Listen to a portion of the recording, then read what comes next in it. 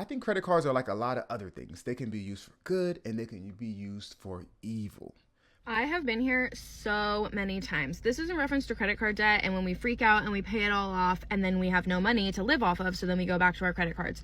Why are more people not talking about this phenomenon? Like, this is part of the cycle of debt, is panicking and trying to pay it all off, and then oops, that was all of your money and you still need money to live. At this point, I've done it so many times over so many years, it makes me sick to think about what I put myself through, what I withheld from myself, the stress that I was under, the things that I didn't experience because I was punishing myself for having some credit card debt. And now I look back on it and I'm like, oh my God, like $2,000 in credit card debt, like that was not a big deal. I did not need to put $2,000 onto that credit card debt when I was only making $30,000 a year. Like, that $2,000 would have served me so much longer in a spending account, in a savings account for something like Christmas, and just continuing to pay the minimum payments on the credit cards. I have paid off a lot of credit cards. I've been debt free multiple times, and I will continue to be in and out of debt for the rest of my life. So chasing the complete debt free idea is just not possible right now, and it is so important to have spending money so that you do not continue to plummet yourself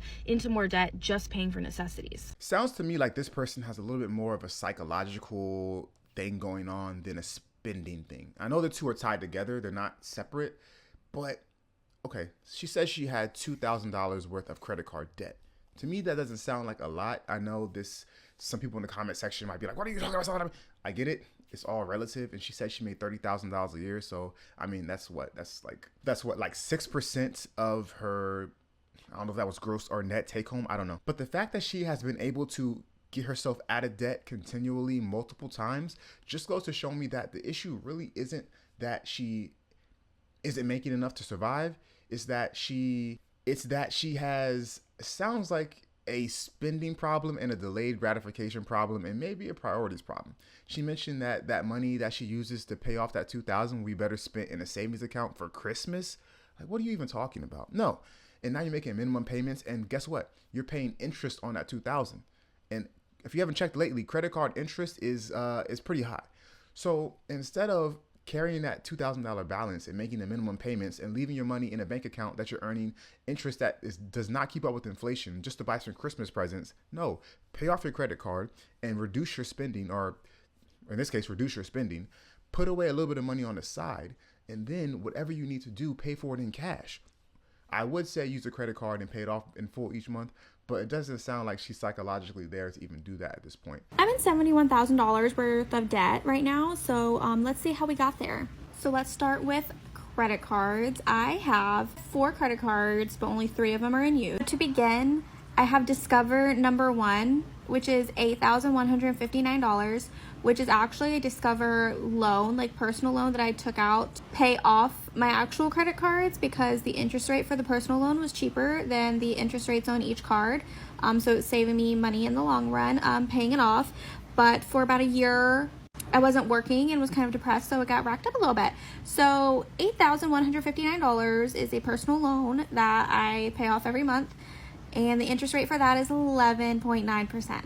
Again, it's a lot cheaper than credit card interest rates, which are usually like 20-something%. Next, I have my Amex card. These next 3 cards are like my everyday cards, and right now they do have balances, but it's my like everyday kind of like spending, so I will pay these off at the end of the month like normal.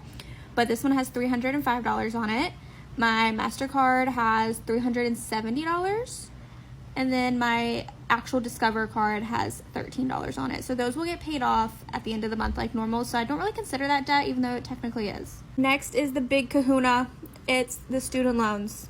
I regret going to college, but I regret how expensive it was and living on campus, okay? So this is broken up into 2 sections. So I have like my personal student loans, like government student loans, and then I have the Parent Plus loan that is in my dad's name, but I pay it because it was for my schooling. I'm not gonna make him pay that.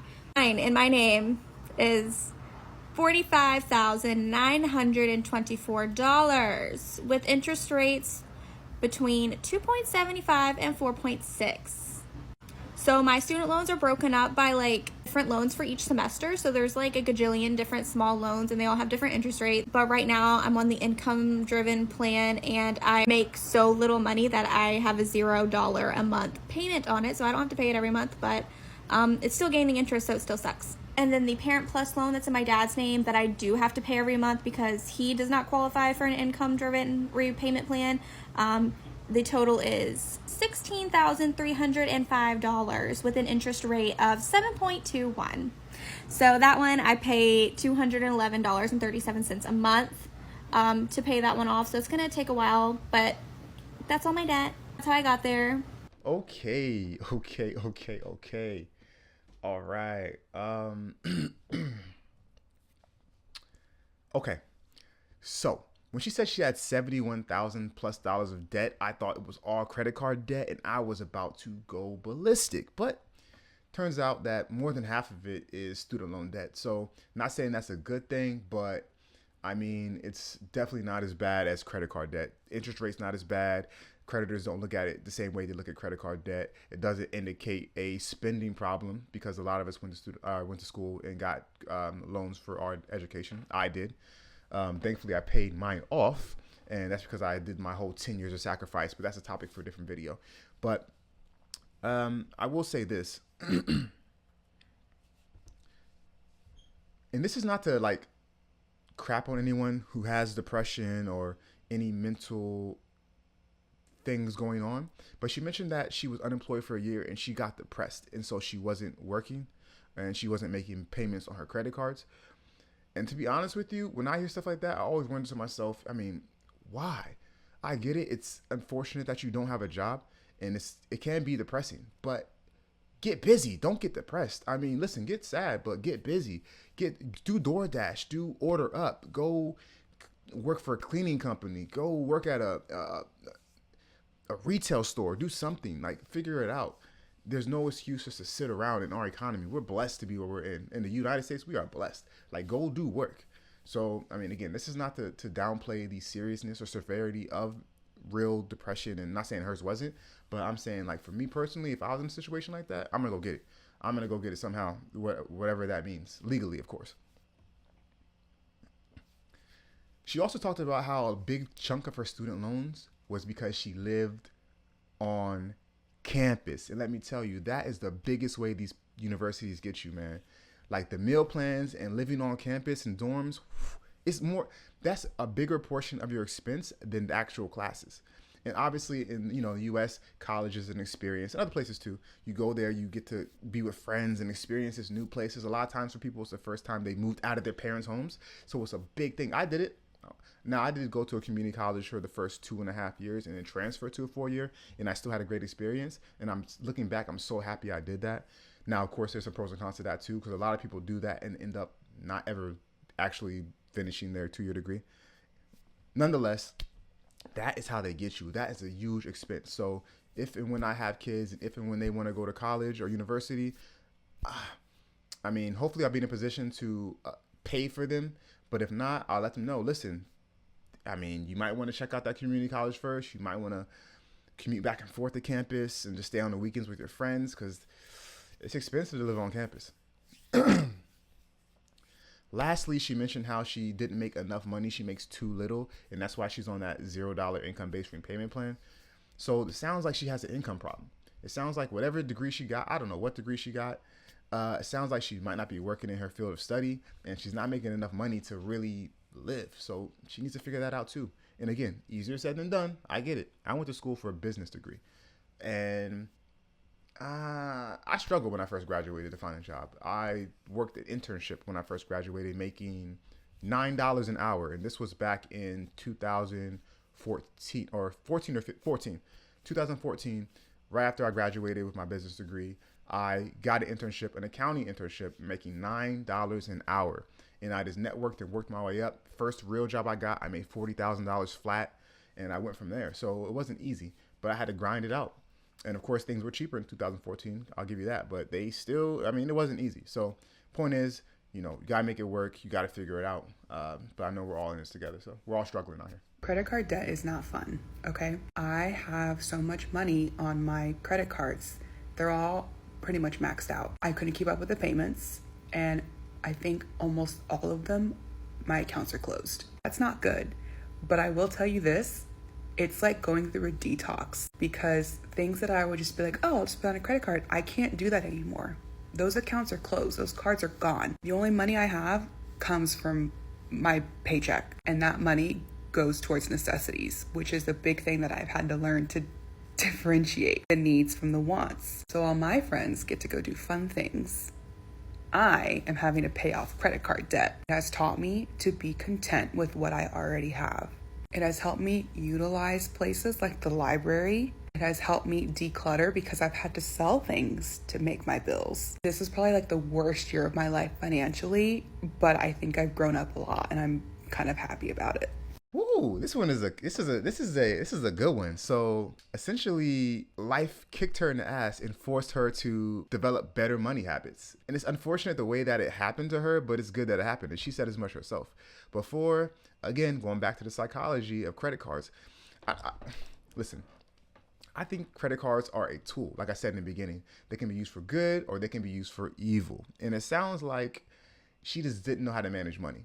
And so she said she had the credit card. Oh, this is free money in her head. I'm gonna go swipe, swipe, swipe. And that's all there is to it. But that's not how it works. So the credit card companies cut that off, like, a trust fund baby getting cut off. And now she has to figure out how to live life within her means. And I'm a big advocate for living life below your means, but at maximum within your means.